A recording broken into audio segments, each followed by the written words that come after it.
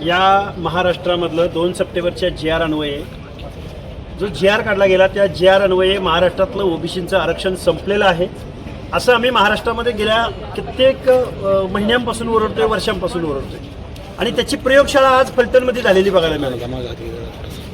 मूळ ओबीसीचे जे खऱ्या अर्थानं सामाजिकदृष्ट्या मागास आहेत, भटके विमुक्त जाती जमातीमध्ये जन्माला आलेले आहेत किंवा ज्यांना मंडल आयोगाच्या माध्यमातून बाबासाहेबांच्या संविधानाच्या माध्यमातून जे आरक्षण भेटलंय ते 9 सदस्य या फलटण पंचायत समितीमध्ये निवडून आलेले आहेत। ते वेगवेगळ्या पक्षांचे आहेत, पण या मूळ ओबीसींना बाजूला ठेवून इथं जे कोणी राजकारण करतात, जे कोणी आमदार खासदार आमच्या बहुजनांच्या मतावर निवडून जातात, त्याच मंडळींनी परत इथल्या मूळ ओबीसीला पंचायत समिती सभापतीपद न देता बेकायदा, बोगस, डुप्लिकेट जेवढे शब्द वापरावे तेवढे कमी आहेत, घटनात्मक मूल्यांना पायदळी तुडवून या 2 डंगरांनी, मी डायरेक्ट बोलतोय, राजे आमचे फक्त छत्रपती शिवाजी महाराज होते की जे इथल्या रयतेला आणि 18 पगड जातींना न्याय देणारे होते।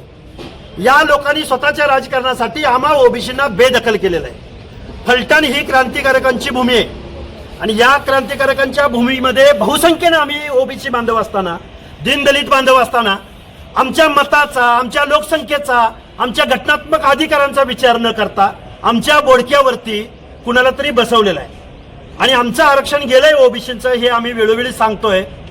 त्याचं प्रत्यंतर आज फलटणमध्ये आम्हाला आलेलं आहे। इथं निवडून आलेले सदस्य आहेत, सगळ्या पक्षातले इथं कार्यकर्ते पदाधिकारी इथं उपस्थित आहेत। आम्ही ओबीसी बांधवांनी जगायचं का नाही जगायचं? आमचा एखादा पंचायती मेंबर सभापती पद सुद्धा तुम्हाला चालत नाही?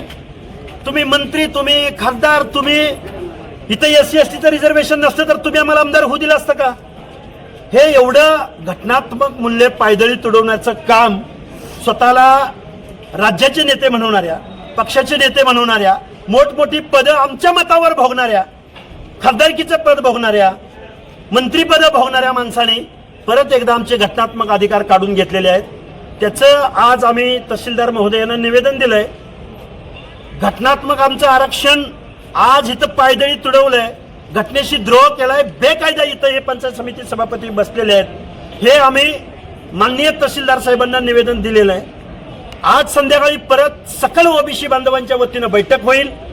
प्रशासन प्रशासनाचं काम करेल, पण राजकारणी लोकांना जर आमचे हक्क अधिकार कळणार नसतील तर येऊ घातलेल्या 2-4 दिवसाच्या कालावधीमध्ये आम्ही फलटणमध्ये सकल ओबीसी बांधवांचा, आंबेडकरी जनतेचा, आरक्षणाच्या बाजूने जेवढा नागरिक, कार्यकर्ता, पदाधिकारी, मग तो वेगवेगळ्या पक्षातला, त्या मोर्चामध्ये सहभागी होईल आणि महाराष्ट्रामधलं ओबीसी आरक्षण बचाव आंदोलन हे फलटणमधून सुरू होईल, हे मी तुम्हाला जबाबदारीनं सांगतो।